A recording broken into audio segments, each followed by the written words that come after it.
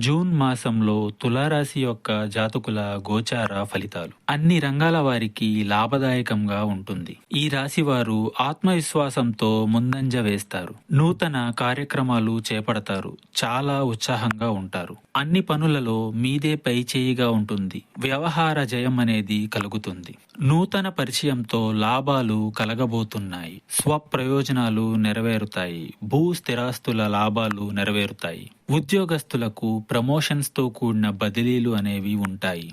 గృహ మార్పులు, స్థాన మార్పులు కలవు. మిత్రుల సహకారంతో పనులు పూర్తి చేస్తారు. శుభ కార్యక్రమాలు కలిసి వచ్చును. మీ చేతులతో ఈ మాసంలో కుటుంబ అవసరాలు తీరుస్తారు. స్త్రీ సౌఖ్యం, జీవన సౌఖ్యం కలదు.